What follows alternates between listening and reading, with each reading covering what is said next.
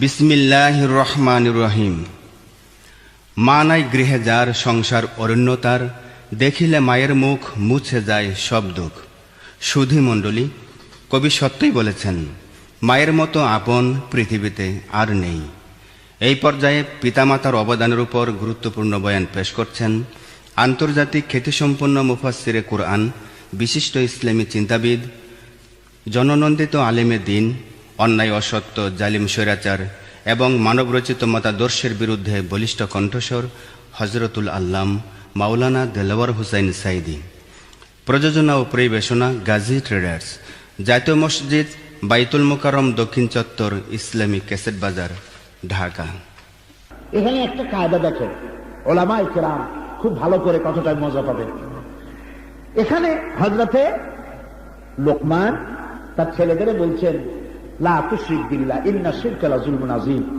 কথাটা শেষ হইতে পারে নাই, মাঝখানে আল্লাহ পাক বলে বসলেন, ওয়া ওয়াসাইনাল ইনসানা বিওয়ালিদাইহি হামালাতুহু উম্মুহু ওয়াহানান আলা ওয়াহনিন ওয়া ফিসালুহু ফি আমাইনি আন ইশকুরনি ওয়া লিওয়ালিদাইকা ইলাইয়াল মাসীর।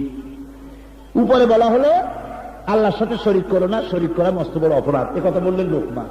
আর আল্লাহ এখানে ঢুকাই দিলেন, আমি সমস্ত মানব মণ্ডলীকে উপদেশ দিয়েছি তারা যেন তার মা বাপের এহসান করে। শিরকের সাথে মা বাপের এহসান করার এর তাকদীরটা কি, এটা এখানে আসলো কেন?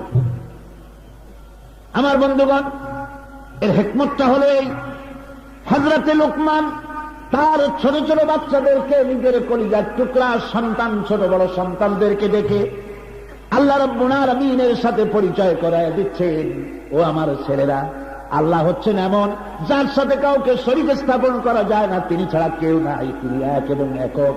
আল্লাহ এত খুশি হয়ে গেলেন, রব্বুল আলামিন খুশি হয়ে বললেন, ও লোকমান, তুমি যেমন তোমার সন্তানদের আমার সাথে পরিচয় করাইয়া দিলে, এবার আমি তোমার সন্তানকে তোমার সাথে তোমার মা বাপের সঙ্গে পরিচয় করাইয়া দেই।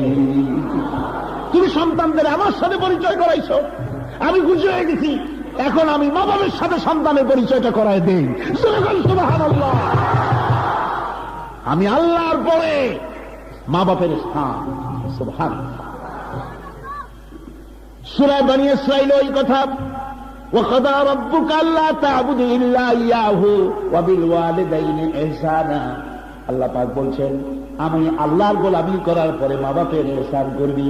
আর এখানেও শরীক কথার সঙ্গে সঙ্গে আল্লাহ পাক বললেন, মা বাপের ইহসান করো, যেহেতু তোমার মা তোমাকে পেটে ধারণ করেছে অত্যন্ত কষ্টের সাথে, ডেলিভারিও করেছে অত্যন্ত কষ্টের সাথে।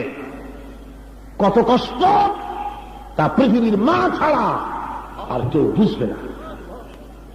খবরদার, মায়ের সাথে নাফরমানি করবি না, আল্লাহ নিষেধ করে দিয়েছে।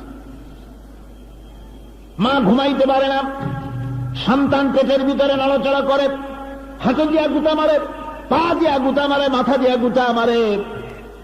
প্রচন্ড শীতে যাতে মা গায়ের লেপ ফেলায় দিয়া ঘরমুক্ত হয়ে গিয়ে দাঁড়ায় থাকে। আমার ভাইরা, আপনাকে পেটে নিয়ে আপনার মা কত কষ্ট করেছেন তা বোঝার জন্য আপনার গর্ভবতী স্ত্রীর দিকে সারাক্ষণ লক্ষ্য করে দেখে।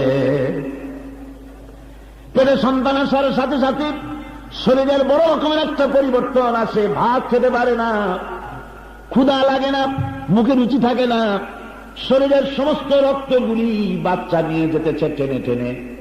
আহারে, আল্লাহ বলেন পেটে থেকে খুব কষ্ট হয়েছে মায়ের। এই মা যে রাসূলুল্লাহ বলেছেন, মা যে কষ্ট করলো, পেটে ধারণ করলো, খেতে পারলো না নিয়মিত, 10টি মাস রোজা রাখলে যে সওয়াব হতো, আল্লাহ পাক এই সব মায়ের আমলনামায় লিখবে। মা যে রাতের বেলায় ঘুমাতে পারলো না, 10টি মাস রাতের বেলায় জেগে জেগে ইবাদত করলে যে সওয়াব হতো, আল্লাহ মায়ের আমলনামায় সেই সব লিখে দেন। এত কষ্টের পর যখন ডেলিভারি হবে, মা তখন মুখ মলিন হয়ে যায়।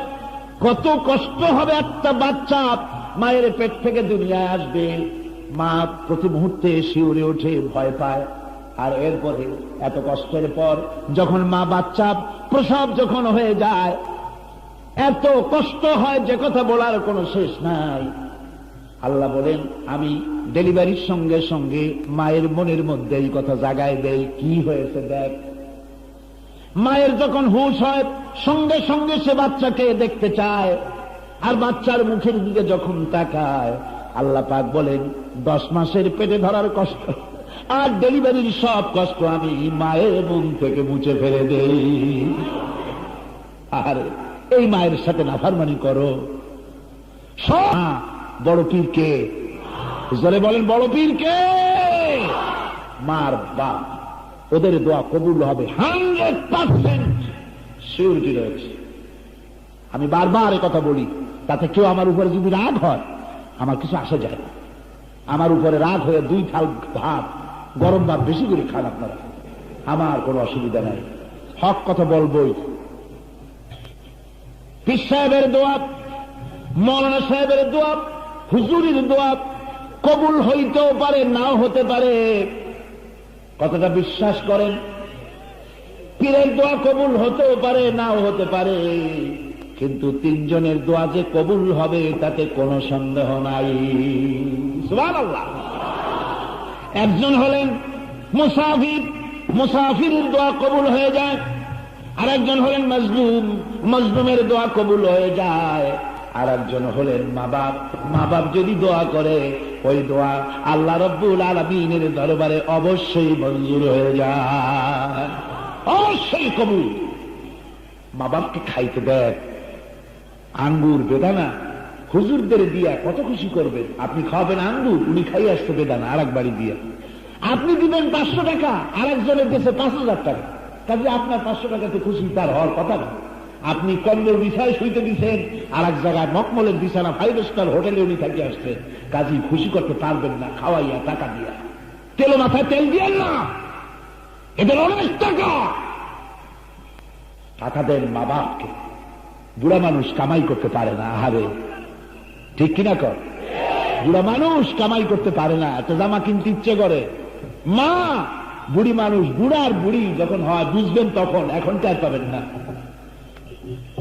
এক বুড়া দাদা পুকুরের পাশে বসে আছে গোসলের জন্য, কুজা হয়ে বসে আছে। নাতি একটা পাশে গিয়া, দাদা নাতির সম্পর্ক তো ভিন্ন, নাতি একটা পাশে গিয়া বলে, দাদা বর্ষিটা কত দিয়া কিনছো? কুজা হয়ে গেছে তো এরকম। দাদারে কয়, বর্ষিটা কত দিয়া কিনছো? দাদা বুঝতে পেরেছে। দাদা বলছে, ভাই কেনা লাগবে না, সময় আসলে তুমিও একটা বিনামূল্যে পাবা। কাজে এখন বুঝবেন না বুড়া হলে কি হয়। এখন আর কামাই করতে পারে না,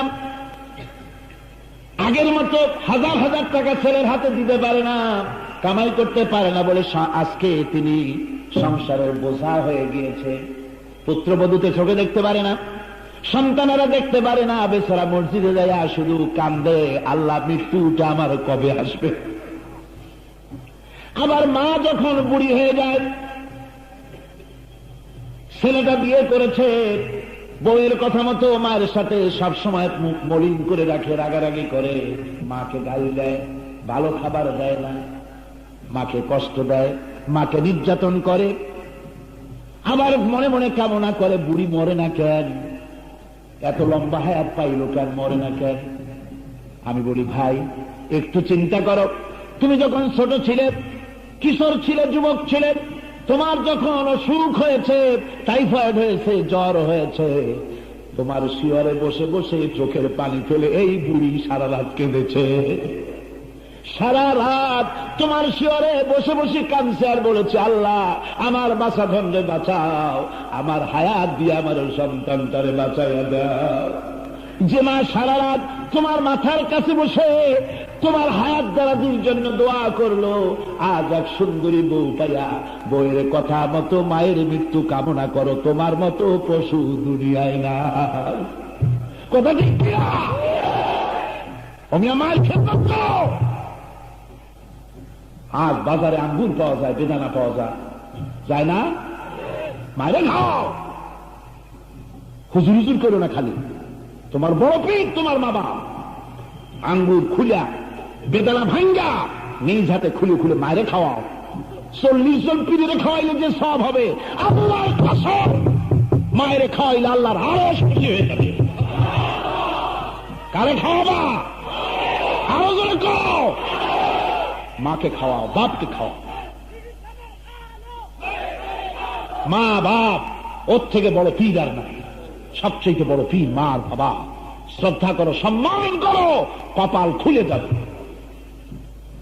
কিতাবের ভিতরে এসেছি, মা বাপকে যে খেতে দেয়, যত্ন করে, মা বাপের খেদমত করে খেতে দেয়, আল্লাহ পাক তার জীবনে রিজিকের কোনো অভাব দিবেন না। রিজিকে কোনো অভাব হবে না। খাওয়া দেখো মায়ের, যত্ন করো, কাপড় দাও, হাদিয়া দাও। আর মা বাপের সাথে কেউ যদি বেয়াদবি করে থাকো, একটু পায়ে ধরো গিয়ে রাত্রে, আজকে রাত্রি গিয়ে, আজ রাত্রি মায়ের সঙ্গে বাবার সঙ্গে বেয়াদবি করেছ,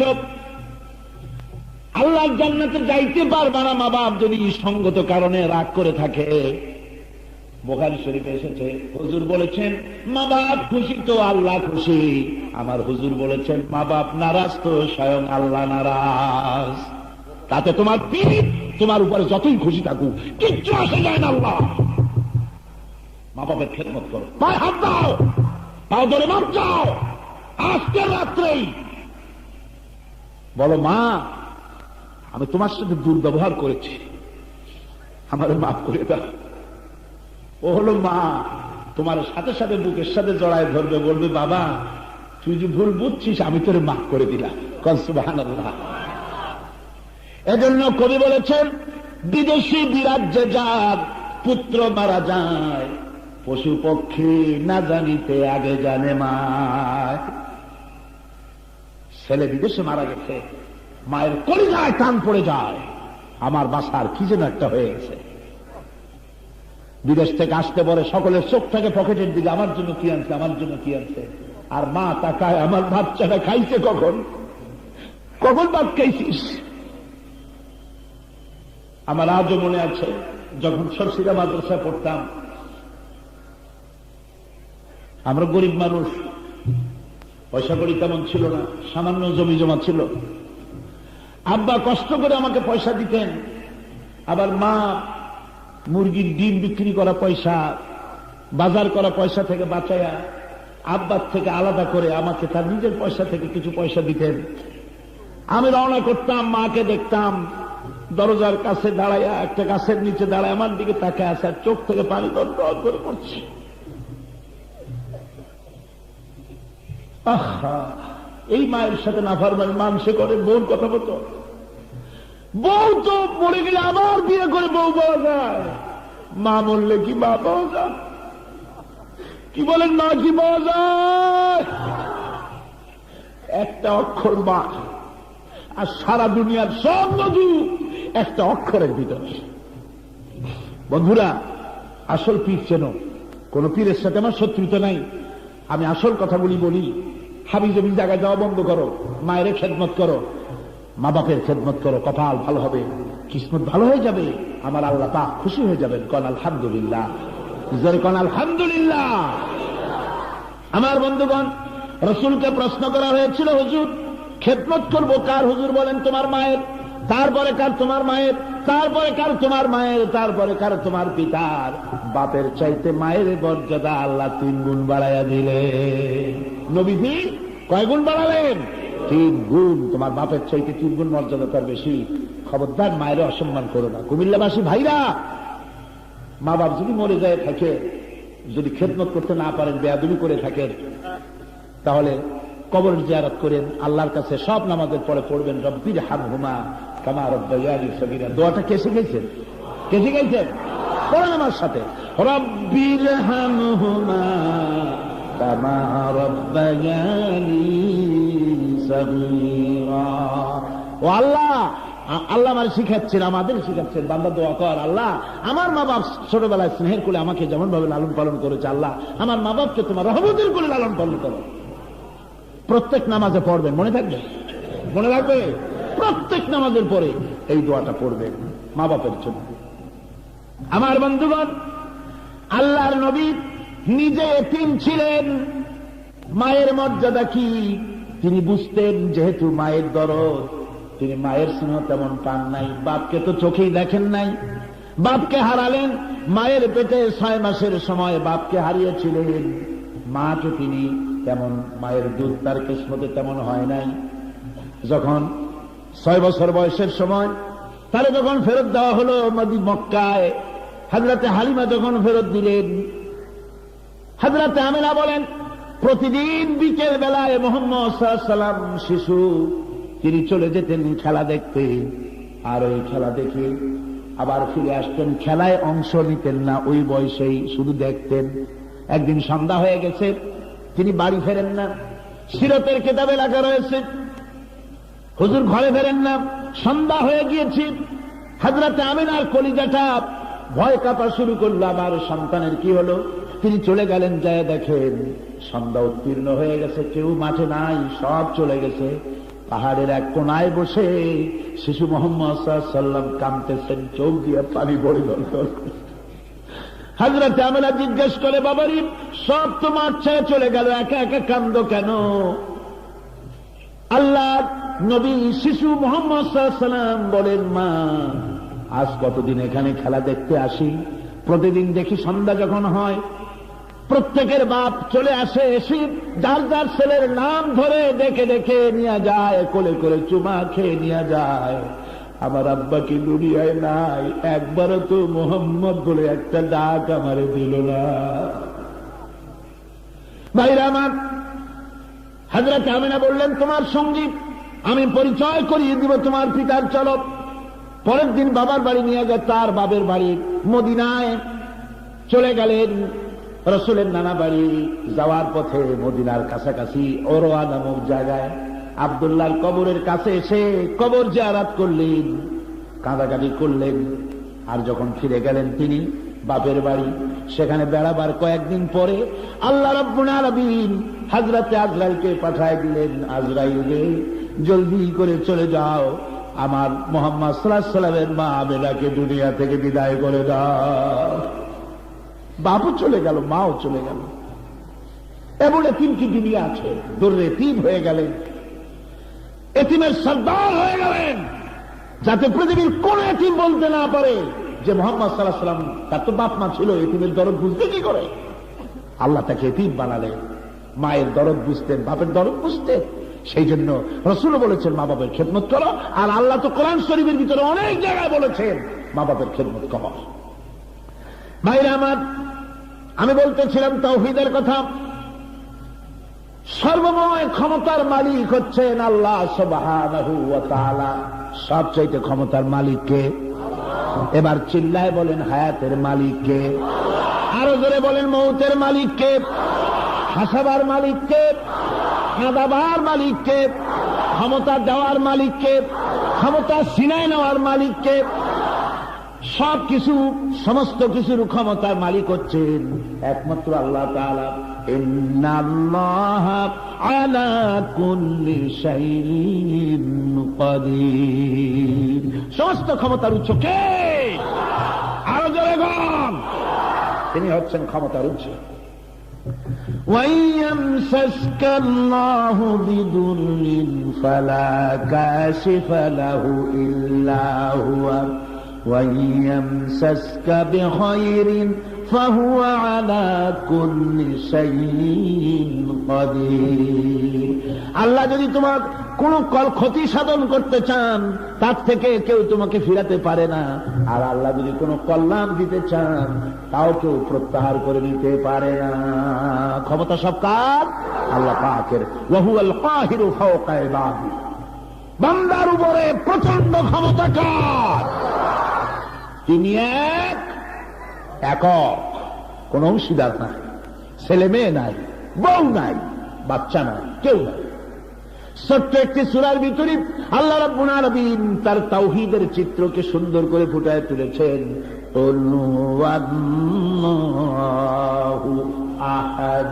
সবাই পড়েন আমার সাথে জোরে সোরে, কুল হুয়াল্লাহু আহাদ আল্লাহুস সামাদ লাম ইয়ালিদ ওয়া লাম ইউলাদ ওয়া লাম ইয়াকুল লাহু কুফুয়ান আহাদ।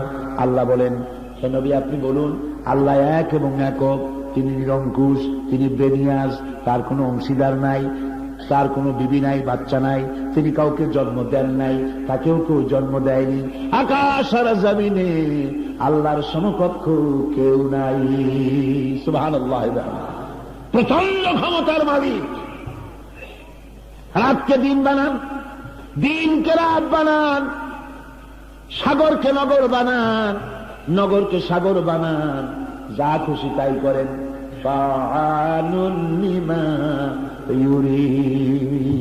যা খুশি তাই করেন। গোটা পৃথিবী কৈফিয়ত দিবে আল্লাহর কাছে। আল্লাহ আকাশ আর জমিনে কারো কাছে কৈফিয়ত দিবেন না। সুবহানাল্লাহ। কি প্রচন্ড ক্ষমতা তার। হযরতে ইব্রাহিম আলাইহিস সালাম এই তাওহীদকে অনুসন্ধান করতেছিলেন, তাওহীদ খুঁজতেছিলেন। কে আমার স্রষ্টা, কে আমার রব, কে আমার বানাইবে।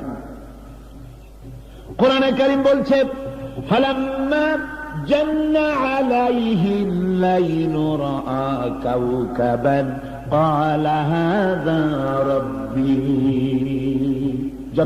যখন রাতের আগমন ঘটল, হযরতে ইব্রাহিম তখন আকাশের দিকে দেখলেন একটি তারকা, কাওকাবান, একটি তারকা তিনি দেখলেন আর বললেন, হাযা রাব্বী, এটা আমার রব। فلما أفل قال لا أحب الآفلين। যখন এই তারকা অস্তমিত হয়ে গেল, তিনি বললেন, যে জিনিস অস্তমিত হয়, যার উদয় আছে অস্ত আছে, সে কখনো আমার রব হতে পারে না। জোরে বলেন সুবহানাল্লাহ। কি বুদ্ধিমান জাতির পিতা, মুসলিম জাতির কি পিতা, কে? ইব্রাহিম আলাইহিস সালাম। তারকার উদয় অস্ত আছে, ও কখনো আমার রব হতে পারে। এরপরে চাঁদ উঠল। ফালাম্মা রাআল কমারা বাযিগান ক্বালা হাযা রাব্বী। যখন চাঁদ উঠল, তিনি বললেন, এটা আমার রব। আবার যখন রাতের শেষ ভাগের চাঁদ যখন অস্তমিত হয়ে গেল, ফালাম্মা আফালা ক্বালা লাইন লাম ইয়াহদিনি রাব্বী লাকুনান্না মিনাল কওমিদ দাল্লিন। চাঁদ যখন অস্তমিত হয়ে গেল, তিনি বললেন, প্রকৃতপক্ষে আমার রব যিনি, আমি তো তোমাকে এখনো খুঁজে পাচ্ছি না। তুমি যদি আমাকে তোমার রাস্তা না দেখাও, তাওহীদ যদি আমার কাছে বিকশিত না হয়, স্রষ্টার সন্ধান যদি আমি না পাই, হতে পারে আমি গোমরাহদের অন্তর্ভুক্ত হয়ে যেতে পারি। ও রব, তুমি কে আমারে চিনাও। সকালবেলায় পূর্ব দিগন্ত থেকে সূর্য উদিত হল, বিরাট সূর্য, তাপলা সূর্য। এই সূর্যরে দেখা হযরত ইব্রাহিম বললেন, ফালাম্মা রাআশ শামসা বাযিগাতান ক্বালা হাযা রাব্বী হাযা আকবার। সূর্য উদয় হল, তার তাপ দেখলেন, তার দিকে তাকানো যায় না। সূর্যের বিরাটত্ব দেখে বললেন, এটাই রব হবে, এটাই বুঝি আমার বড় রব। ফালাম্মা আফালাত ক্বালা ইয়া কওমি ইন্নী বারিউম মিম্মা তুশরিকুন। সূর্য যখন অস্তমিত হয়ে গেল, ইব্রাহিম আলাইহিস সালাম বললেন, ইয়া কওমি, ও আমার সম্প্রদায়, ও আমার জাতি, ও আমার বাপ, ও আমার আত্মীয় স্বজন, ও সরকার, ও জনগণ, সবাই শোনো।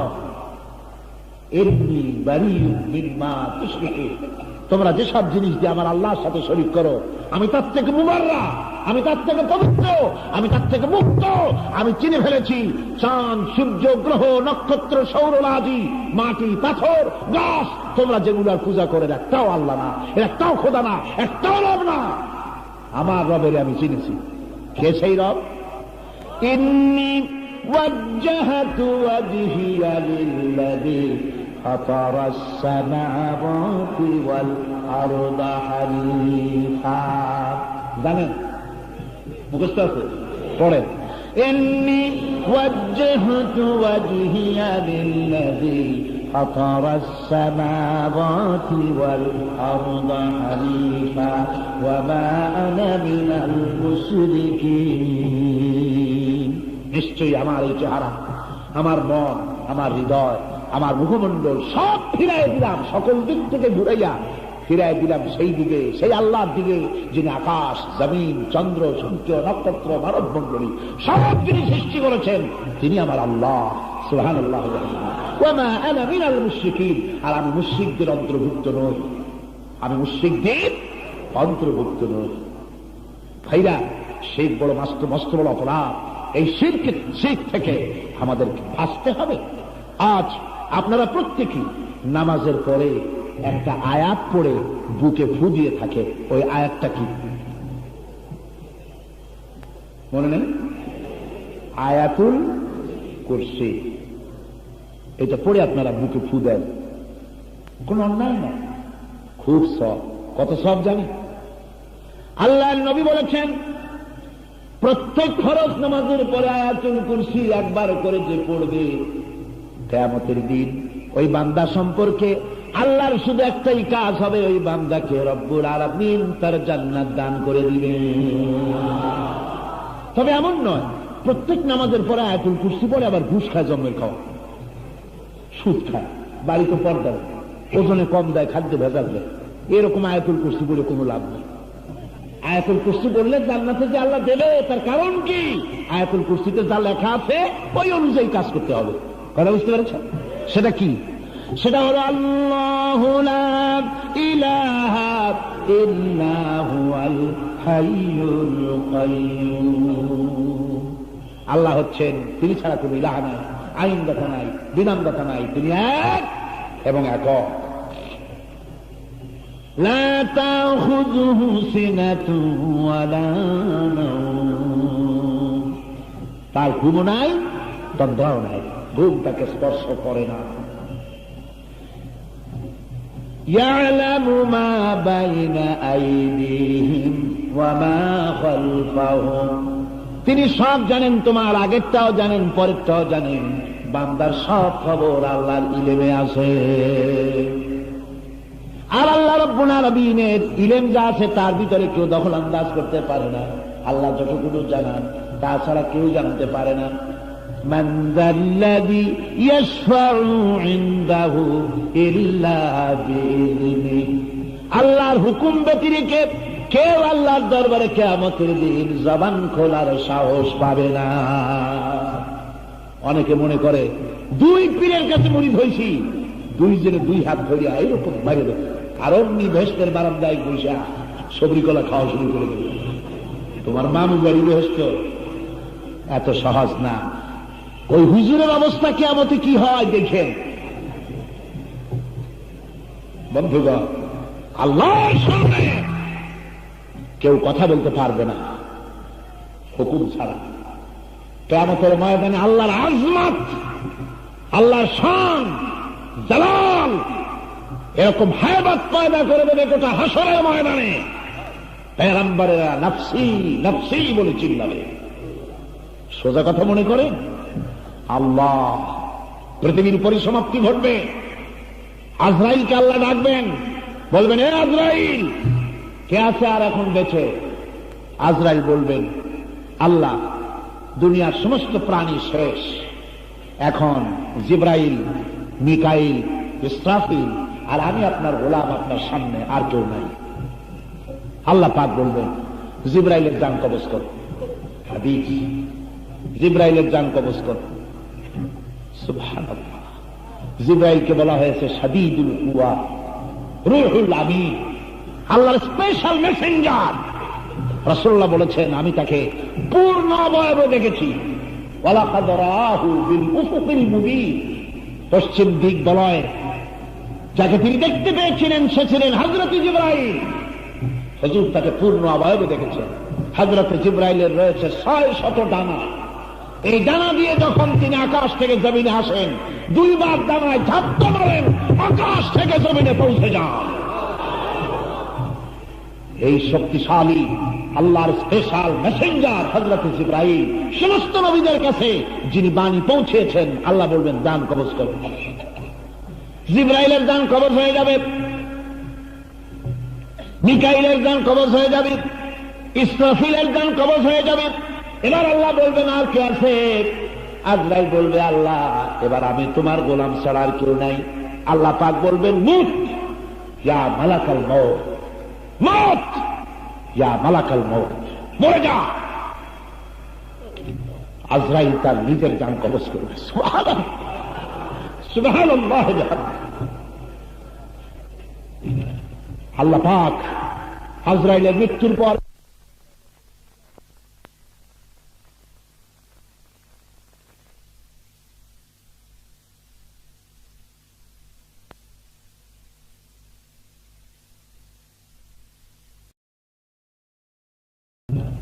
আল্লাহ পাক আজরাইলের মৃত্যুর পর এভাবে কত বছর চলে যাবে কেউ জানে না।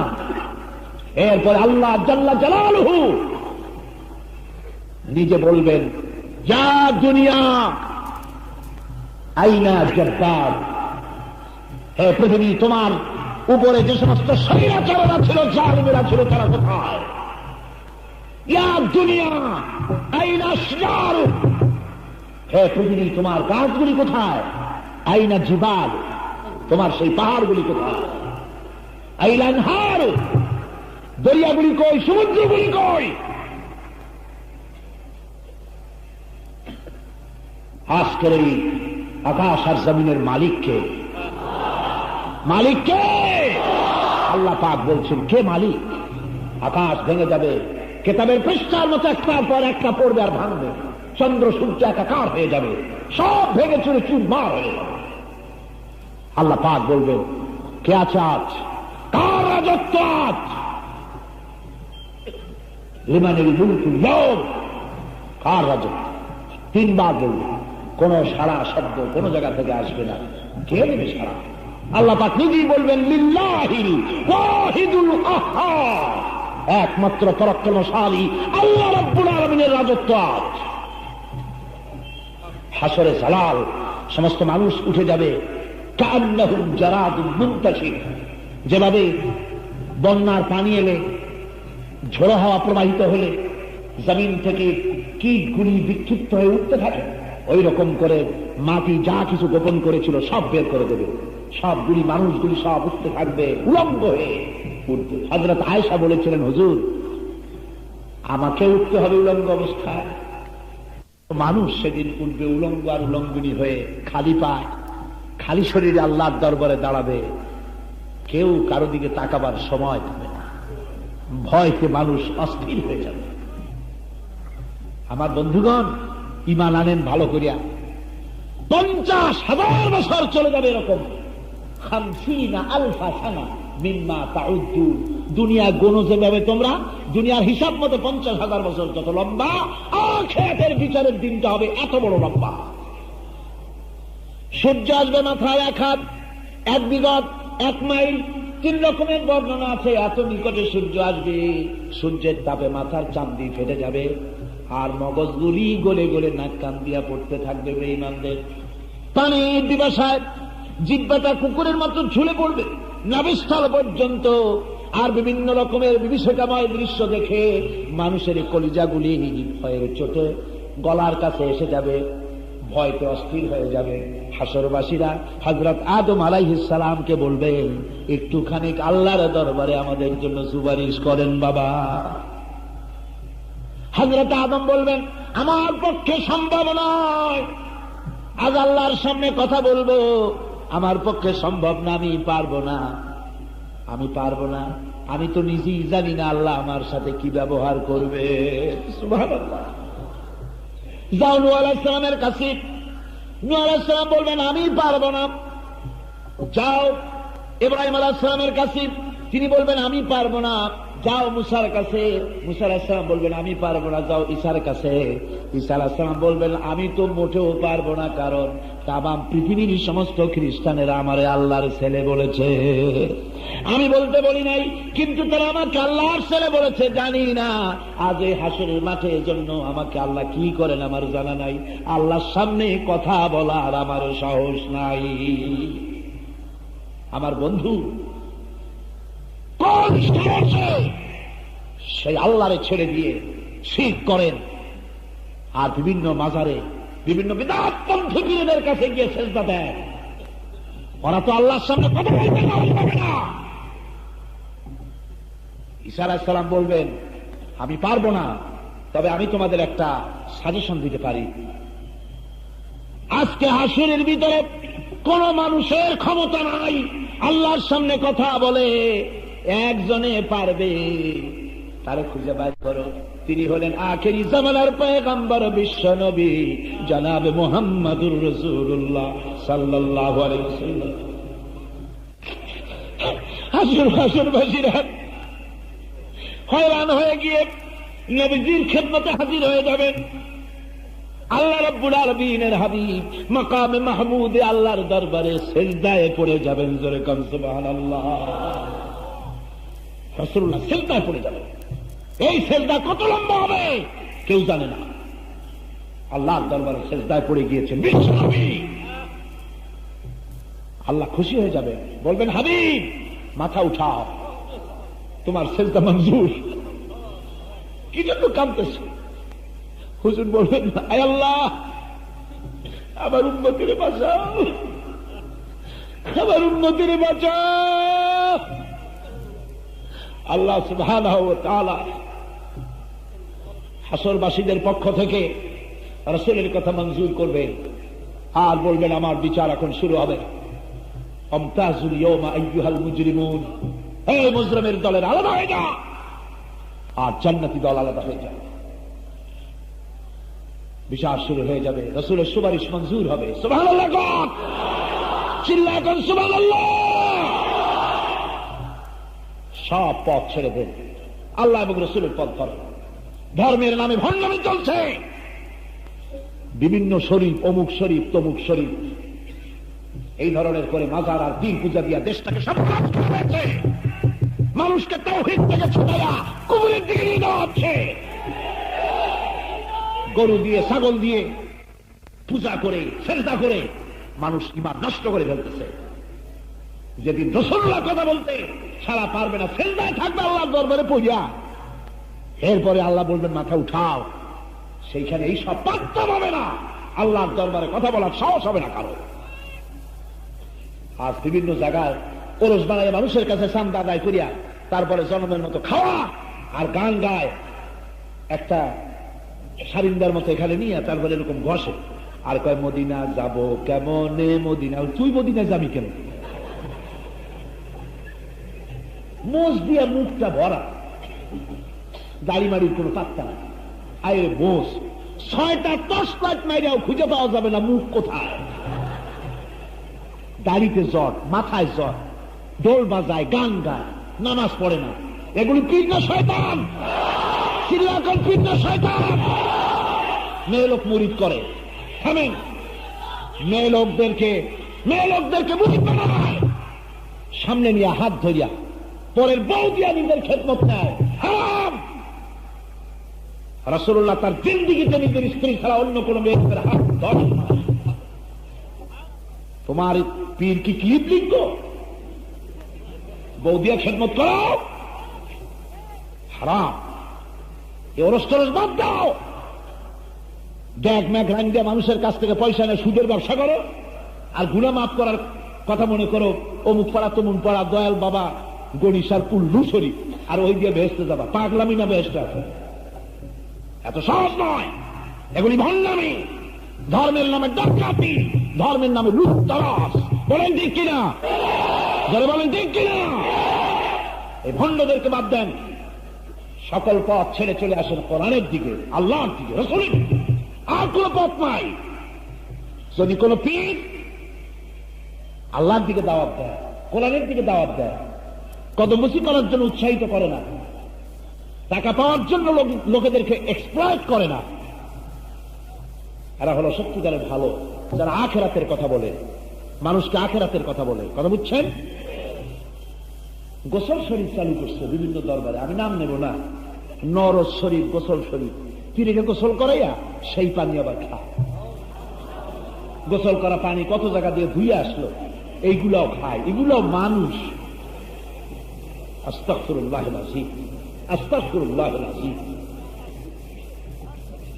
তারপরে যাইয়া দেখেন ও সমস্ত দরবারে কি হয়, যাইয়া দেখেন, যাবেন না, শোনেন শুধু, যাইতেও নিষেধ করি। গাঁজাখোর, মদখোর, মাথায় শয়তানের মতো চুল, আর গান বাজনা, আর বলে যে তাজিমি সেজদা করা, এই সমস্ত মারফতি গান গাওয়া যায় যাচ্ছে হারাম। কোরআন আর সুন্নাহর বাইরে কিচ্ছু নাই। আছে কিছু? থাকলে তা মানি না। কোরআন হাদিসই আমার সব, এর বাইরে কিছু।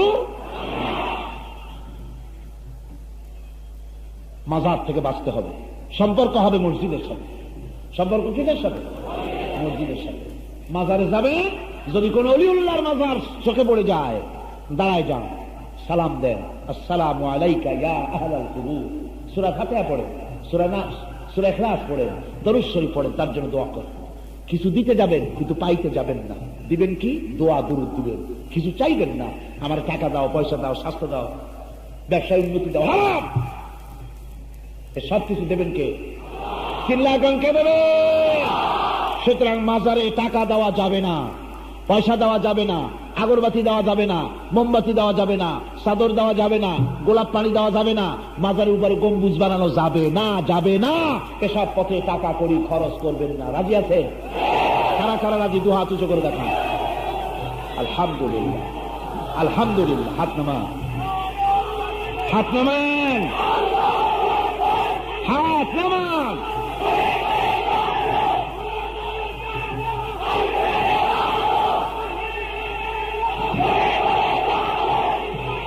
বসেন মিয়া, বসেন। আরে বাবা, আমি তো বলছিলাম হাত উঁচু করতে, আপনারা তো কল্লা উঁচু করতেছে। বসেন, বসেন। আপনি মাথা উঁচু করে যদি দেখতে চান কত মানুষ হয়েছে, তো একজনের কল্লা ছাড়া আর একজনের দেখবেন নাকি? মাঠ তো ভরে গেছে। কোন আলহামদুলিল্লাহ, আরো জোরে কোন আলহামদুলিল্লাহ। তাওহীদের জোয়ার বইবে।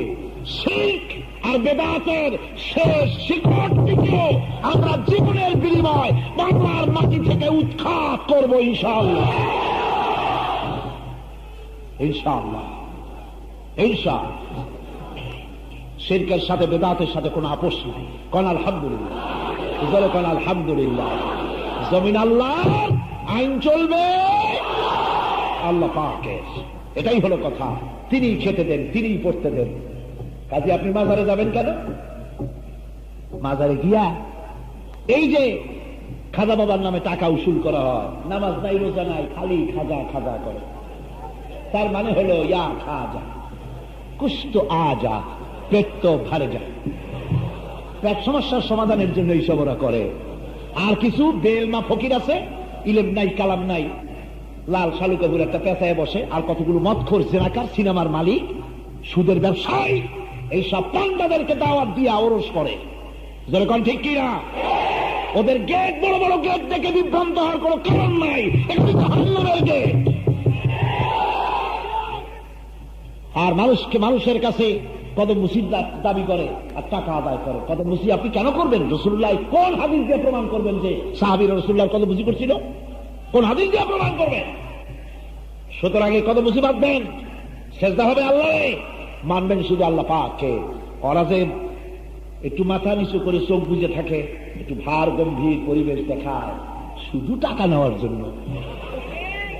কবি বলতেছে, ये हाल तेरा जाल है, कवि बोलছে, ये हाल तेरा जाल है, मकसूद तेरा माल है, क्या जब तेरा चाल है, लाखों को अंधा कर दिया। তোমার এই হালত হলো মানুষকে ফাঁকি দেওয়ার জন্য, ধান্দাবাজি করার জন্য।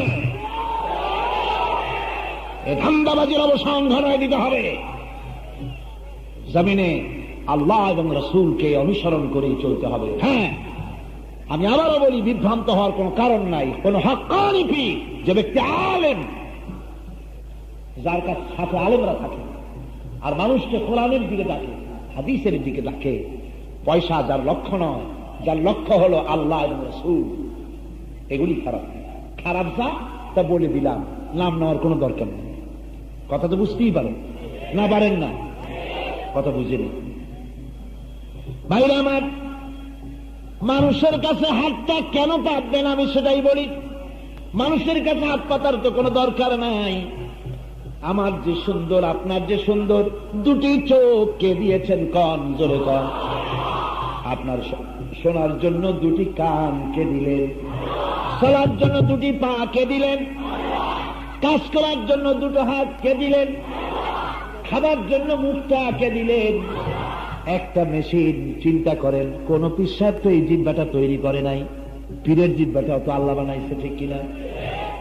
এই একটা জিহ্বা দিয়া হাজারো রকমের টেস্ট গ্রহণ করা যায়। এ সকল কিয়ামত পর্যন্ত সিজদায় পড়ে আদায় করতে পারবেন না। একটা জিহ্বা দিয়া এত রকমের টেস্ট পাওয়া যায়, দুইটা চোখ দিয়া হাজারো রং দেখা যায়, বিবেক দিয়া কত কিছু চিন্তা করা যায়। রব্বুল আলামিন এত সুন্দর করে যিনি বানালেন, সে আল্লাহ শুকর কেন আদায় করবেন না?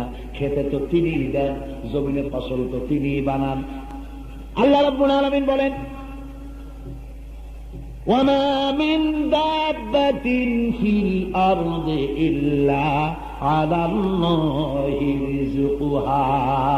এই পৃথিবীর ভিতরে এমন কোন জীব নাই, বিচরণশীল জীব নাই, যে জীবের রিজকের দায়িত্ব আমি আল্লাহ আমার নিজ হাতে উঠাই নাই।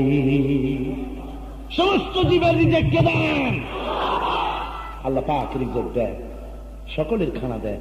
ভাইরা, আপনার বাড়ি যদি একটা, আজকের রাত্রে এই শহরের সবচেয়ে বড় ধনী, তার বাড়িতে 20 জন মেহমান আসে।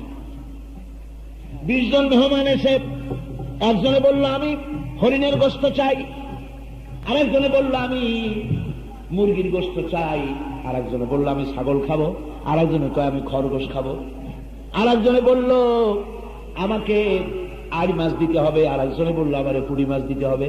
20 জনে 20 রকমের খাবারের দাবি করলো। বলেন, বাড়িওয়ালা 20 রকমের খাবার কি আইনা দিতে পারবে নাকি? যত বড় ধনী হোক, 20 জন মানুষের 20 রকমের খানা জোগাড় করে দিতে পারে না। আর এই পৃথিবীর অসংখ্য প্রাণীর নানান রকমের খানা আল্লাহ রাব্বুল আলামিন সরবরাহ করে। হাতি যা খায় ব্যাঙে তা খায় না, ছাগলে যা খায় হরিণে তা খায় না, হরিণে যা খায় বাঘে তা খায় না, সিংহে যা খায় বানরে তা খায় না, মাছে যা খায় পাখিতে তা খায় না। সকলের খাবার ভিন্ন ভিন্ন। এই ভিন্ন ভিন্ন হাজারো লাখো জাতির প্রাণীর লাখো রকমের খাবার কোন ব্যাংকে জমা নাই, কোন গুদামে জমা নাই। আল্লাহ বলেন, সকালবেলায় এই প্রাণীগুলি ঘরের থেকে বার হয়ে যায় খালি পেটে। কত বড় প্রাণী! এবার সেপ্টেম্বরে আমার যখন আমেরিকার সফর চলতেছিল, তখন আমেরিকার লস অ্যাঞ্জেলেস, ক্যালিফোর্নিয়া স্টেটে লস অ্যাঞ্জেলেসে আমার মাহফিল ছিল। লস অ্যাঞ্জেলেস হচ্ছে, নিউ ইয়র্ক থেকে প্লেনে উঠলাম, আর লস অ্যাঞ্জেলেস পৌঁছতে সময় লাগলো 7 ঘন্টা। প্লেনটা চলতেছিল প্রতি ঘন্টায় 550 নটিক্যাল মাইলে। চিন্তা করেন কত বড় দেশ। ঢাকা থেকে যদি একটা প্লেন, ডোমেস্টিক প্লেন যদি ঢাকা থেকে ছাড়ে, বাংলাদেশের সীমানা পেরিয়ে যেতে সময় লাগবে 40 মিনিট। যদি সেটা DC-10 হয়, তো বাংলাদেশের সীমানা পেরিয়ে যেতে সময় লাগবে 25 মিনিট। যদি সেটা ফাইটার হয়, বাংলাদেশের সীমানা পেরিয়ে যেতে সময় লাগবে 13 মিনিট। এই হলো আপনার বাংলাদেশ।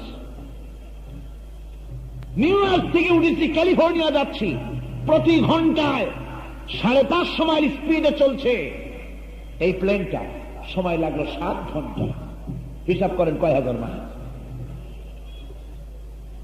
কয়েকটা দেশ নিয়ে একটা মহাদেশ হয়, আর এটা একটা মহাদেশ নিয়ে একটা দেশ। কত বড় দেশ! লস অ্যাঞ্জেলেসে যাওয়ার পর 3 দিন প্রোগ্রাম ছিল, তার একটি দিন আমাকে তারা রিক্রিয়েশনের জন্য একটা দিন রাখলো। বললো যে আপনাকে কিছু জিনিস দেখাবার জন্য একটা দিন খালি রাখছি। আমি খুব শুকরিয়া আদায় করলাম যে অন্তত একটা দিন গলাটা তো রেস্ট পাবে। আলহামদুলিল্লাহ, ভালো কথা, চলে। পরের দিন আমাকে নিয়ে গেল সেন ডিয়েগো। সেন ডিয়েগো হচ্ছে ক্যালিফোর্নিয়া লস অ্যাঞ্জেলেস থেকে 350 মাইল দূরে প্রশান্ত মহাসাগরের পাড়ে। নিউ ইয়র্ক হচ্ছে আটলান্টিকের পাড়ে, আর ক্যালিফোর্নিয়া হচ্ছে প্রশান্ত মহাসাগরের পাড়ে। দেশটা কত বড় দেখে। সেখানে গিয়ে সি ওয়ার্ল্ড আমাকে দেখানো হবে। সি ওয়ার্ল্ড বিশাল এরিয়া। সকাল 9টায় ঢুকলাম, আসরের পরে বেরোলাম। তখনও মনে হয়েছে যে 1/3 হয়তো দেখেছি, সবটা দেখতে পারিনি। সমুদ্রে যে সব প্রাণী থাকে ওই সব প্রাণী যত সম্ভব তারা সংগ্রহ করে ওখানে রেখেছে। আমি সব প্রাণীর ঘটনা তো শোনাবো না, যে উদ্দেশ্যে বলতেছি সেইটাই বলি। প্রথমে নিয়ে গেল একটা মাছের খেলা দেখাবার জন্য। 10,000 লোক বসার মতো গ্যালারি আছে, আর সামনে এই মাঠটা যত বড়, এত বড় একটা পুকুর আছে। এই পুকুরের মাঝখানে রয়েছে একটা স্টেজ, আর দুদিকে কাঁচের পার্টিশন আছে। পানি এত স্বচ্ছ যে 30-40 ফিট নিচ পর্যন্ত দেখা যায়, এরকম স্বচ্ছ নীলা রঙের পানি। সমস্ত দর্শকরা উপরে বসে আছে গ্যালারিতে এক সাইডে। ওখানে মাছ আছে, 4টা কি 5টা মাছ আছে। এই মাছগুলির নাম হচ্ছে শ্যামু। পেছনের দিকটা কালো, বুকটা সাদা, মনে হয় যেন কালো একটা জ্যাকেট সাদা জামার উপরে পড়েছে। মাছটার ওজন হচ্ছে 2,500 পাউন্ড। প্রতিদিন এটার খাদ্য হচ্ছে 200 পাউন্ড। 200 পাউন্ড তাকে খেতে দিতে হয়, 200 পাউন্ড ওজনের খাবার তাকে দিতে হয় প্রতিদিন। এই মাছ মানুষের বাঁশির আওয়াজ বোঝে, হাতের ইশারা বোঝে, মুখের কথা বোঝে। বাঁশি বাজালো একটা মেয়ে, সঙ্গে সঙ্গে মাছটা ডুব দিয়ে উপরে উঠে, তার 2টো ডানা আছে, ডানা 2টো দিয়ে এভাবে ক্লাব দিল, আর 10,000 দর্শক হাতে ক্লাব দিয়ে মাছকে অভিনন্দন জানাল। এরপরে খেলোয়াড় মাছের মাথার উপরে গিয়ে বসলো, মাছটা ডুবে গেল পানির নিচে। প্রায় 40 ফিট নিচের থেকে মাছটা মানুষটাকে মাথায় করে নিল। মানুষটা খাড়া, মাছটা এভাবে তার মাথা দিয়ে এভাবে ধরলো। 25,000 পাউন্ড ওজনের মাছ মানুষটাকে মাথায় করে 40 ফিট নিচের থেকে ঠোস দিল, এভাবে ঠেলে উঠলো, উঠে পানি ছুঁয়ে 25 ফুট উপরে চলে গেল। ওইখান থেকে মানুষটা লাফ দিয়ে ঘুরতে ঘুরতে পড়লো, মাছটাও ঘুরতে ঘুরতে পানির মধ্যে গিয়ে ডুবে গেল। এরপরে স্টেজের কাছে মাছ এসে হা করলো, এতগুলো মাছ তার পেটের মধ্যে ঢুকাই দিল। হা করলো যখন, তখন মনে হলো যে আমাদের মতো 3-4 জন ঢোকা যায়, এইরকম হা করলো। বললাম এই কারণে এরকম অনেক সমুদ্রের প্রাণী দেখলাম। আমি শুধু মাছের খেলা দেখি নাই, আমার মনের ভিতরে তখন চিন্তা জেগেছে, এই মাছগুলিকে খাওয়াবার জন্য গভর্নমেন্টকে কত পয়সা খরচ করতে হয়। মাত্র 5টা মাছ খাওয়াতে $10 করে টিকিট করে মানুষকে দেখাতে হয়, ওরে খাওয়াবে বলে। আর এই ধরনের অসংখ্য মাছ সমুদ্রের ভিতরে রয়ে গেছে। এর থেকে বড় হলো তিমি মাছ। তিমি এত প্রকাণ্ড, এই তিমির ওজন কোন কোন তিমির ওজন 500 টন, 600 টন বা 1000 টন, 2000, 5000, 6000 টন পর্যন্ত হয়ে যায়। নীল তিমি যেগুলি 6000 টন পর্যন্ত ওজন হতে পারে এক একটা তিমি। 6000 টন। সে পানিতে ভেসে ওঠে, আবার ডুবে যায়। ভাসে কেমনে, ডুবে কেমনে? তার পিঠের মধ্যে ট্যাঙ্ক আছে, পানির ট্যাঙ্ক, ওর উপরে আবার ঢাকনা আছে।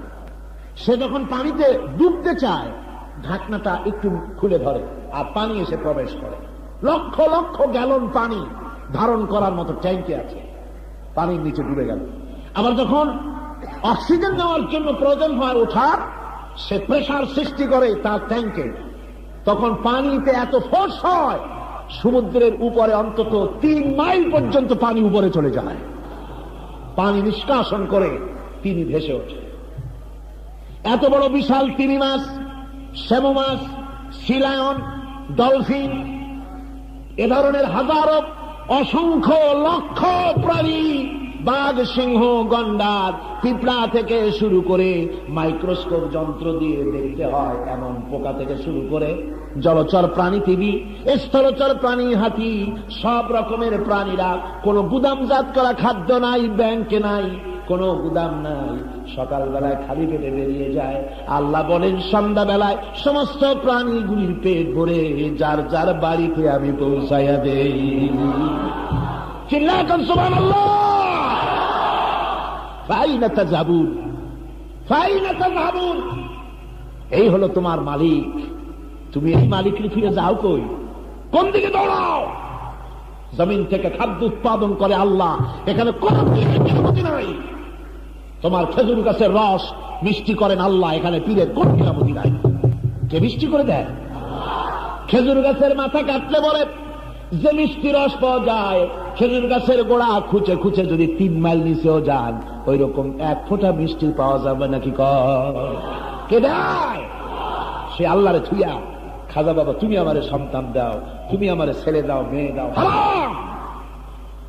কার কাছে চাইতে হবে? কার কাছে চাইতে হবে?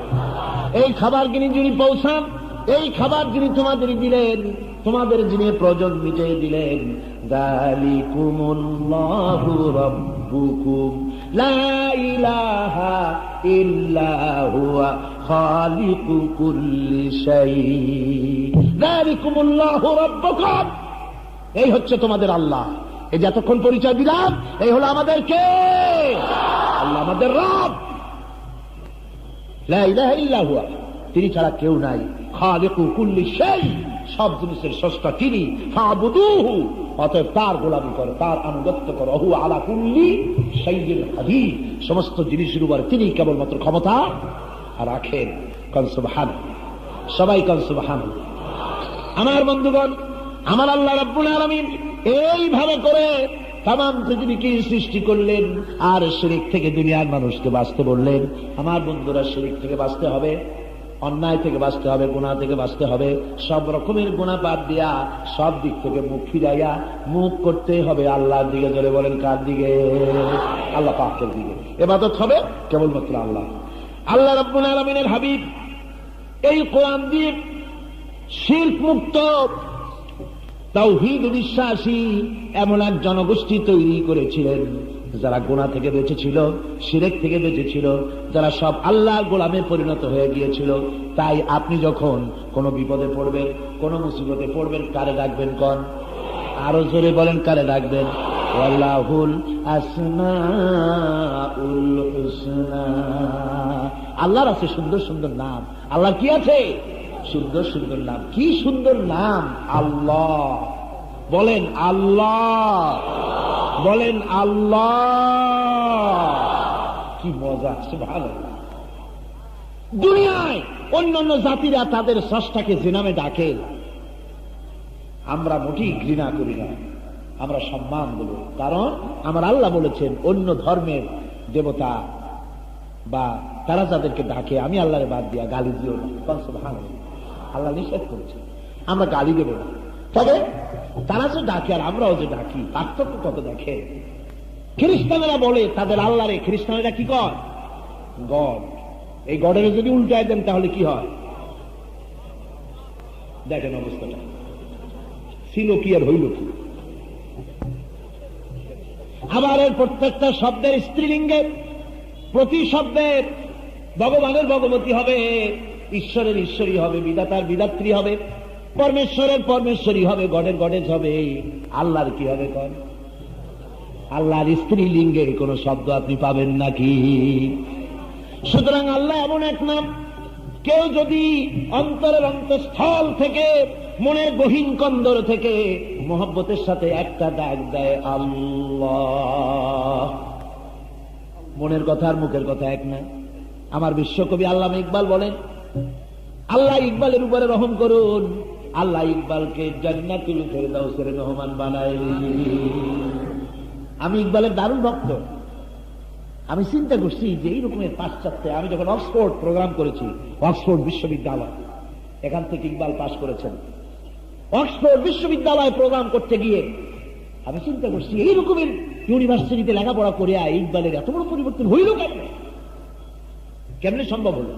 যেখানে জিনা করা কত সহজ, কত সহজ, সেইখানে থেকে এই পাশ্চাত্যের চাকচিক্য মধ্যে থেকে তিনি এমন করে কেমনি ভাবে হলেন, তার প্রত্যেকটি কবিতা তার জমানে কোরআনের তাফসীর হয়ে বেরিয়েছে। সুবহানাল্লাহ। তার নাম কবি। আল্লাহ প্রশংসায় পঞ্চমুখ।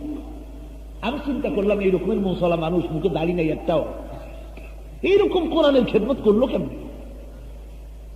আমার প্রশ্নের জবাব আমি ইকবালের কিতাবের মধ্যেই পেয়ে গেলাম। তিনি এক জায়গায় লিখেছেন, खीरा न कर सिकप, खीरा न कर सिकप, मगरिब की दवा दानिश, सुरमा था आग का मेरा खाके मदीना। पाश्चाত্যের চাকচিক্য আমার চক্ষুকে প্রতারিত করতে পারে নাই, কারণ মদিনার ধুলা বালিগুলি আমার চোখে সুরমার মতো লাগানো ছিল। এই জন্য আমাকে চাকচক্য প্রতারিত করতে পারেনি। তাই দিল থেকে দোয়া আসে, আল্লাহ ইকবালকে বেহেশতে জায়গা দিয়ে দিল। আল্লামা ইকবাল বলেন, দিল সে जो बात निकलती है असर रखती है पर नहीं मगर ताकत परवाज रखती है। দিল থেকে যে কথা বেরোয় তা প্রভাব বিস্তার করতে পারে, ডানা নাই কিন্তু ওড়ার ক্ষমতা রাখে। মনের থেকে যদি একবার কোন বান্দা যদি দিলের থেকে বলে আল্লাহ, গভীর রাত্রে একা একই যদি কোন বান্দা করুণ সুরে ডাকতে থাকে, নিজের অজান্তে চোখ দিয়া পানি পড়বে। শেষ রাতের মজা একবার টেস্ট করেন। মাহবুব সুবহানী, কুতুবে রব্বানী শেখ মহিউদ্দিন আব্দুল কাদের জিলানী রাহমাতুল্লাহ আলাইহি, তিনি বলেছেন, শেষ রাত্রে তাহাজ্জুদ পড়িয়া আল্লাহরে ডাইকা যে মজা পেয়েছি, দুনিয়াটা কেউ যদি আমারে দেয় আর বলে একটা রাতের তাহাজ্জুদ ছাড়ো গোটা। এভাবে আল্লাহর নবী যখন নালিশ করবেন, মামলা দায়ের করবেন, এরা হলো সেই জাতি আমার উম্মতের ভেতরে কোরআনকে ঠাট্টা করেছে, বিদ্রুপ করেছে, কোরআনকে গালি দিয়েছে। এটা বলার পরে আল্লাহ রাব্বুল আলামিনের পক্ষ থেকে হুকুম করা হবে, ওয়াকিলাল ইয়াউমা নানসাকুম কামা নাসিতুম লিকা ইয়াউমিকুম হাযা। আল ইয়াউমা নানসাকুম, আমি আজ তোমাদের ভুলে গেলাম, কামা নাসিতুম লিকা ইয়াউমিকুম হাযা, আজকের দিনে আমার সাথে যে তোমাদের দেখা করা লাগবে এই কথাটা যেভাবে ভুলে গিয়েছিলে দুনিয়া থেকে, আজ হাসরের ময়দানে আমি তোমাদের ভুলে গেলাম। আল্লাহ বলবে, ইন্না লিল্লাহি ওয়া ইন্না ইলাইহি রাজিউন। আল্লাহ যদি কয় ভুলে গেলাম, আর তো উপায় নাই। শুধু এতটুকুন বলে ক্ষান্ত হবে না, রব্বুল আলামিনের পরে বলবেন, ওয়ামা ওয়াকুমুন নারু ওয়া মা লাকুম মিন নাসিরিন। এখন তোমাদের জায়গা জাহান্নাম, জাহান্নামে যাও। ওয়ামা লাকুম মিন নাসিরিন, আর তোমাদের জন্য কোনো সাহায্যকারী হবে না, জাহান্নামে চলে যাও। এটাই জন্য যে তোমরা আমার কোরআন নিয়ে ঠাট্টা করেছো, বিদ্রুপ করেছো, হাসি তামাশা করেছো, এই জন্য শাস্তি তোমাদের আজ বহন করে না। বন্ধুগণ, কোরআন এই পৃথিবীতে বিরাট নিয়ামত, কোরআন সবচেয়ে বড় নিয়ামত। জোরে কোন সুবহানাল্লাহ। একটু জোরে সোরে জিকির করেন, লা ইলাহা ইল্লাল্লাহ, লা ইলাহা ইল্লাল্লাহ, লা ইলাহা,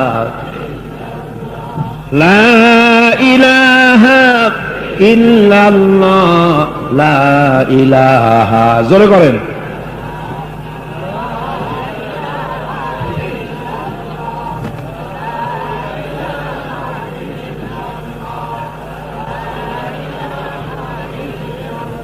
এই যে বিরাট কোরআন, বিরাট নিয়ামত কেন আসলো পৃথিবীতে?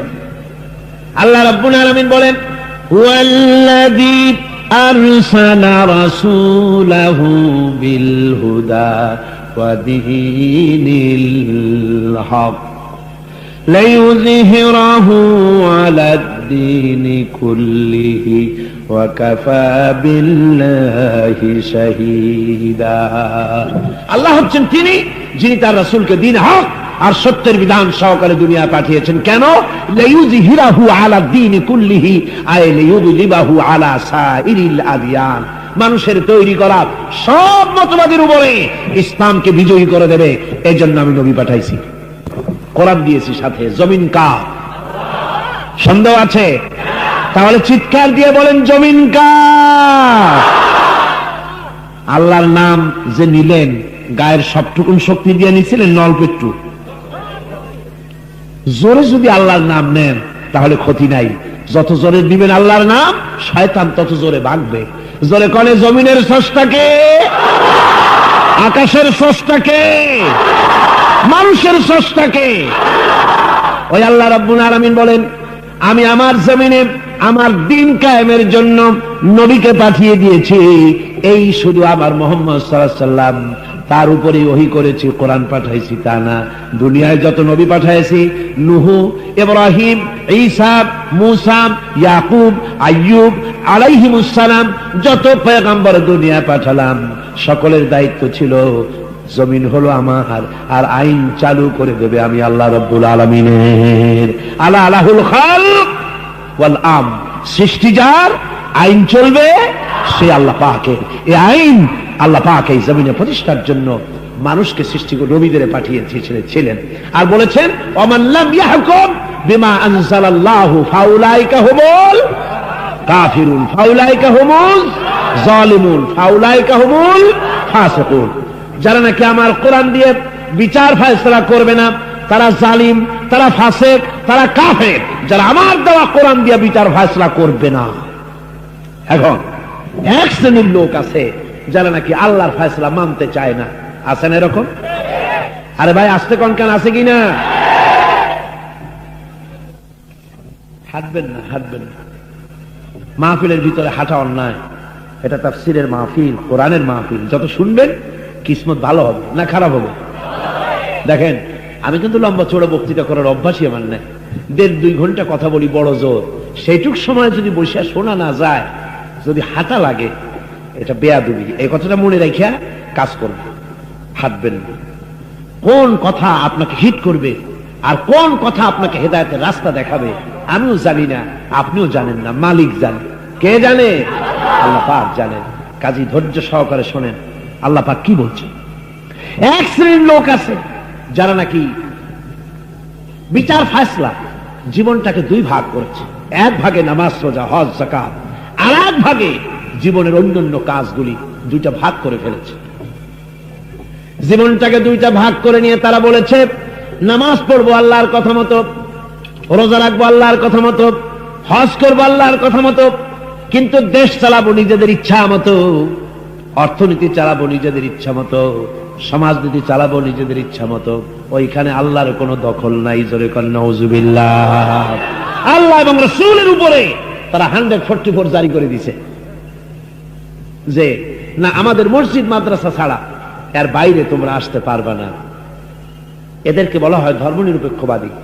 এই মতবাদ, ধর্মনিরপেক্ষ মতবাদ যেটা, সেই মতবাদের অর্থটা কি? অর্থটা হলো ধর্মকর্ম আমার নিজের ব্যাপার। কথা ঠিক কিনা কর? এই ব্যাখ্যাটা ঠিক হইল কিনা? ধর্মনিরপেক্ষতার ব্যাখ্যা হলো এই যে ধর্মকর্ম আমার নিজের ব্যাপার, ব্যক্তিগত ব্যাপার। আমার ইচ্ছা হয় করবো, না ইচ্ছা হয় না করবে, না আমার ইচ্ছা। মসজিদ মাদ্রাসার মধ্যেই ধর্ম সীমাবদ্ধ থাকবে।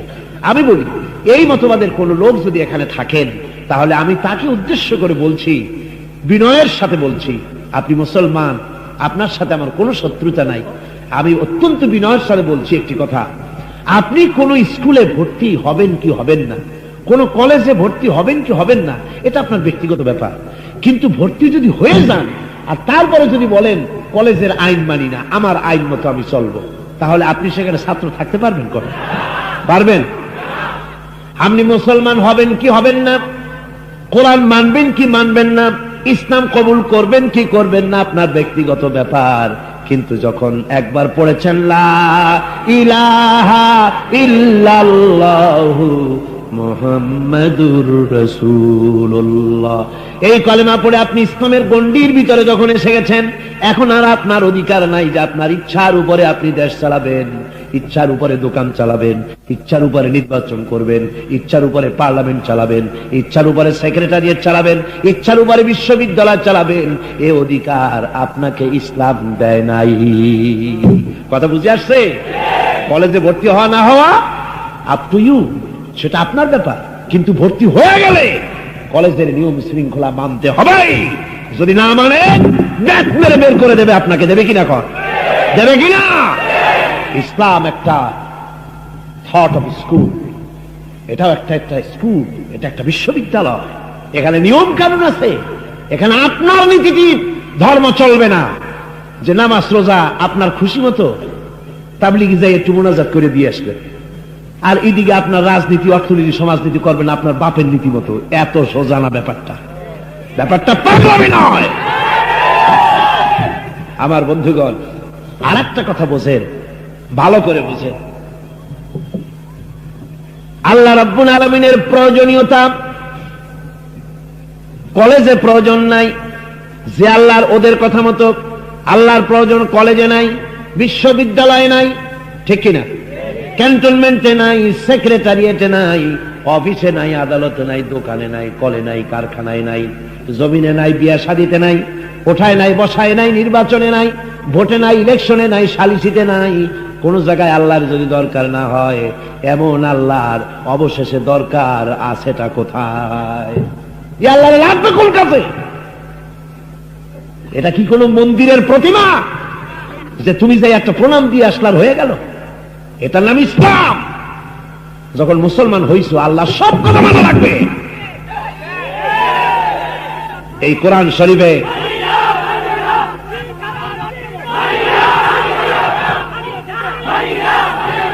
এই কোরআন শরীফের ভেতরে যে আল্লাহ নামাজের কথা বলেছেন, সেই আল্লাহই তো এখানে বলেছে ওজনটা কেমনে দিবা, বলে নাই?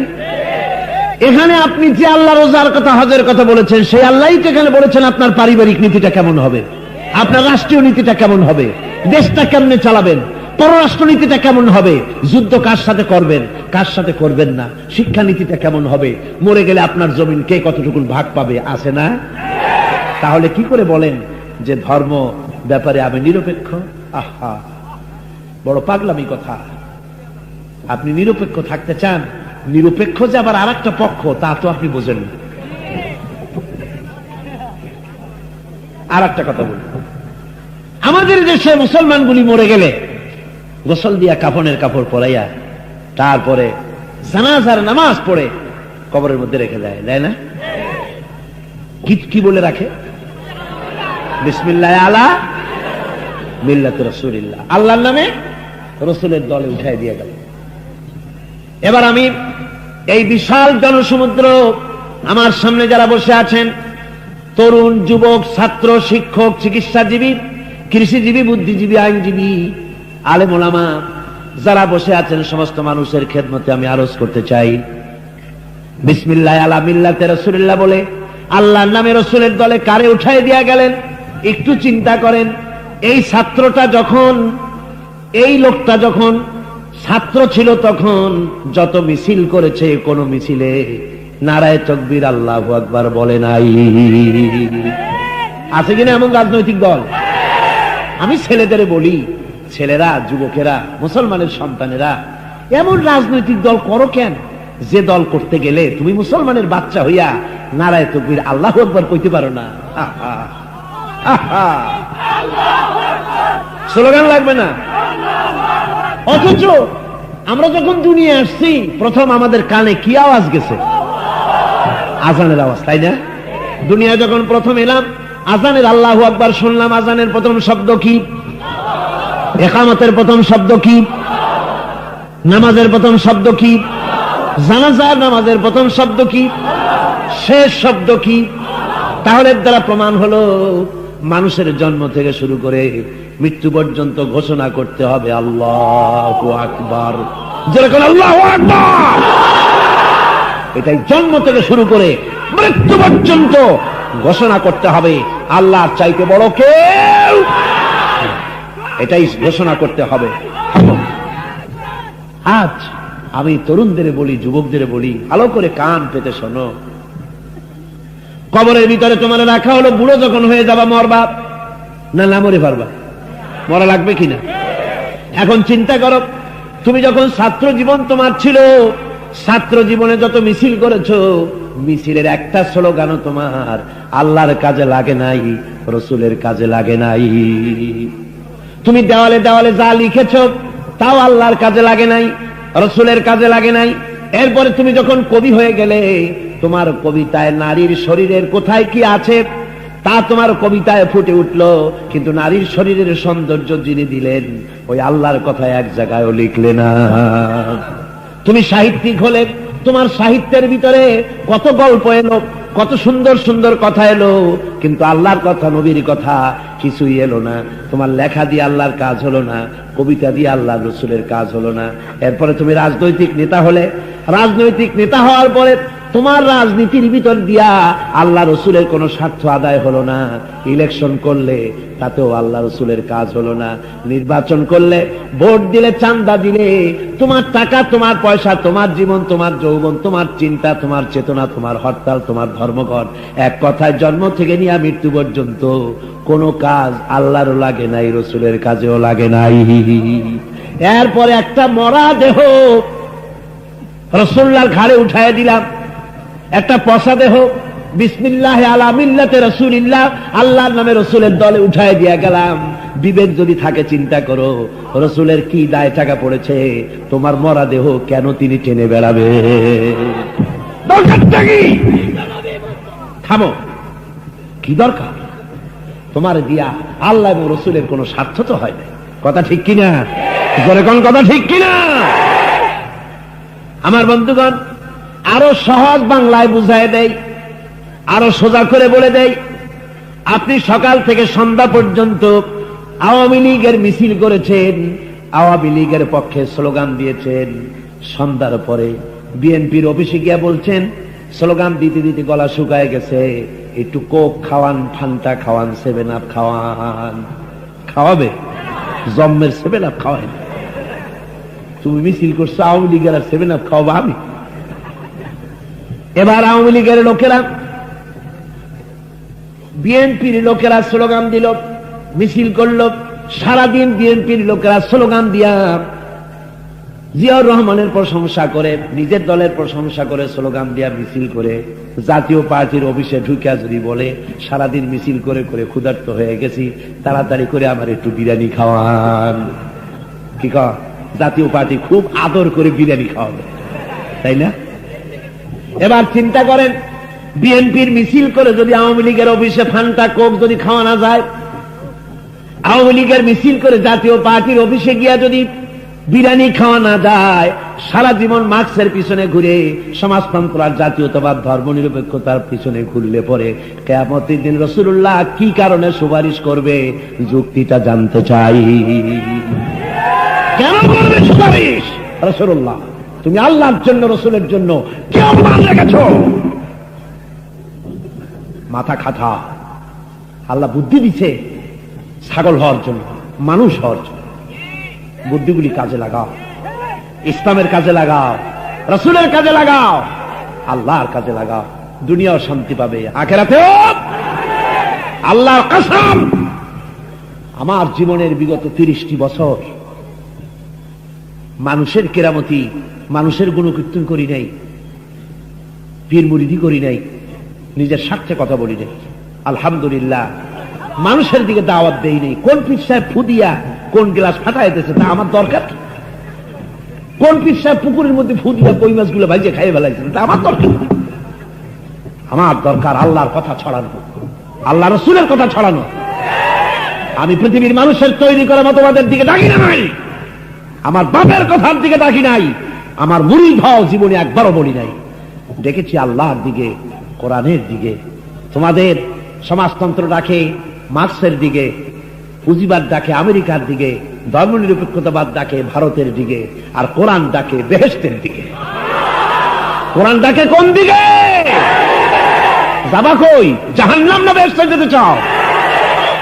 আমি সমস্ত তরুণদেরকে, যুবকদেরকে, ছাত্রদেরকে সবাইকে বলি, বিবেচনা করো, চিন্তা ভাবনা করো। আমার আল্লাহ রাব্বুল আলামিন এই কোরআন শরীফের ভিতরে বলে দিয়েছেন, মান তাবিআ হুদায়া ফালা খাউফুন আলাইহিম ওয়ালা হুম ইয়াহজানুন। মান তাবিআ হুদায়া, এই কোরআন যারা মানবে, আমার মাবুদের কথা, সুবহানাল্লাহ কর। আমার মাবুদ বলতেছেন, আমার আল্লাহ বলছেন, এই কোরআন যারা মেনে চলবে, এ কোরআনের শাসন যারা মানবে, এ কোরআনের আইন যারা মানবে, তাদের জন্য কোনো ভয় নাই, তাদের জন্য কোনো চিন্তাও নাই, কোনো ভয় নাই। কোরআন মানো, দেশে চুরি হবে না, ডাকাতি হবে না, জেনা হবে না, ধর্ষণ হবে না, লুট হবে না, হাইজাক হবে না, সন্ত্রাস হবে না। আল্লাহর গ্যারান্টি। কার গ্যারান্টি? ওয়ালা হুম ইয়াহজানুন। কোন চিন্তাও করা লাগবে না। কি এর চিন্তা? খাওয়া, পড়া, শিক্ষা, চিকিৎসা, বাসস্থান, মৌলিক মানবীয় যে সমস্ত চিন্তা হয় মানুষের, অধিকার থাকে, এই অধিকারের গ্যারান্টি কোরআন দেবে। কোরআন বলছে আমি দেবো, আল্লাহ বলছেন আমি দেবো, আমি খাওয়াবো। চিন্তার কোনো কারণ নাই। কোরআনকে অনুসরণ করো, কোরআনকে মেনে চলো, শান্তি আসবে। জোরে কোন আমিন। আজ আমি আপনাদের সামনে আর বলবো না, বাকি কথা বলবো আগামীকাল। মুনাজাতের জন্য দাঁড়ানো ভাইরা এবার বসেন, সবাই বসেন, বসেন, বসতে বলছি। এতক্ষণ কিন্তু বলি নাই যে আপনারা বসেন বসেন। মুনাজাতের জন্য সব ভাই বসেন। মুনাজাতের কথা শুনে কোন মুসলমান যদি উল্টা হাঁটে, এটা কিন্তু খুবই বেয়াদবি। এটা কি হয় কন? কারণ মুনাজাত হবে কার কাছে? আল্লাহর কাছে হাত তুলে দোয়া করা হবে। এই কথা শোনার পর যদি অ্যাবাউট টার্ন করে কেউ হাঁটে, ওর মতো কপাল পোড়া আর বেয়াদব আর হবে কিনা সন্দেহ। সাহস হয় কি করে মুনাজাতের কথা শুনে উল্টা হাঁটার? কোন মুসলমানের সাহস হওয়া উচিত নয়। সবাই বসেন আর জোরে সোরে একটু জিকির করেন আল্লাহ আল্লাহ। আমরা বলি আলহামদুলিল্লাহ। আমরা এতক্ষণ কি শুনলাম? আল্লাহর কথা শুনলাম। কার কথা শুনছি? আমার মনিবের কথা শুনেছি। এ কথা যত শুনি ততই মজা লাগে, আরো শুনতে ইচ্ছে করে। আমারও ইচ্ছে করে যে আমি আরো বলি, কিন্তু আমি আজ খুবই ক্লান্ত। কোথায় ঝিনাইদহ আর কোথায় কুমিল্লা, খুবই ক্লান্ত। আমি কোনো বিশ্রাম নিতে পারি নাই, এক টানে চলে এসেছি। তো আমি আপনাদের সামনে আগামীকাল রাত্রে কথা বলবো ইনশাআল্লাহ। আর কথা যেন বলতে পারি, সেজন্য মাবুদের কাছে আপনারা দোয়া করবেন।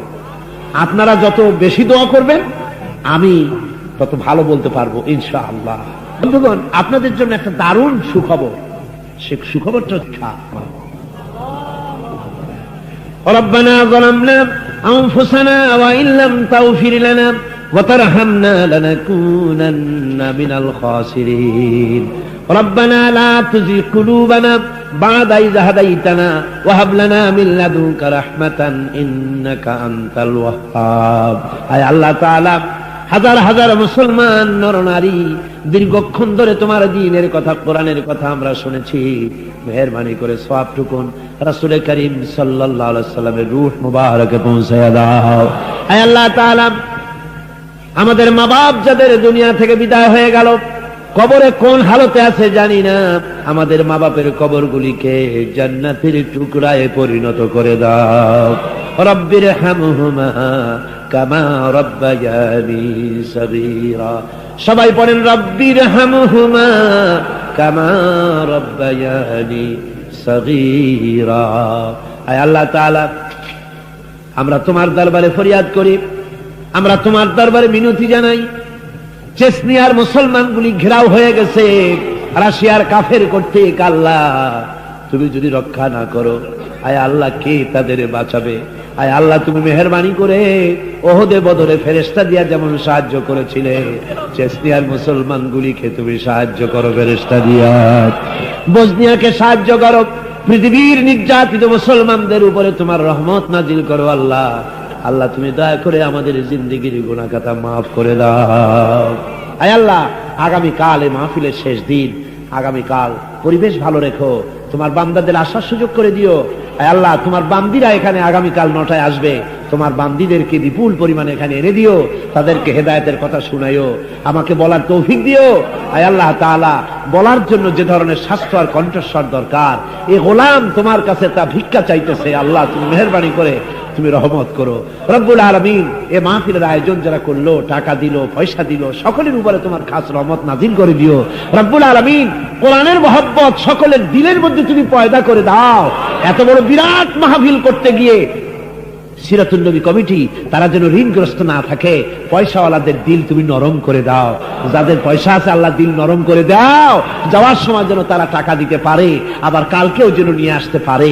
এই বিরাট মাঠ যেন আগামী বছর পুরা মাঠ প্যান্ডেল করতে পারে, তারা এই কোরআনের খেদমত যেন করতে পারে, সমাজের খেদমত যেন করতে পারে। আল্লাহ তৌফিক সিরাতুন নবী কমিটিকে দিয়ে দিও, আর তোমার বান্দাদেরকে খেদমত করার তৌফিক দিও।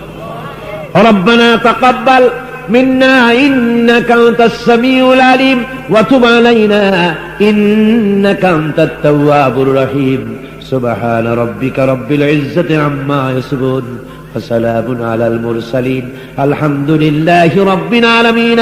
ওয়াজআল আখিরা কালিমাতিনা ইনদাল মাউতি লা ইলাহা ইল্লাল্লাহু মুহাম্মাদুর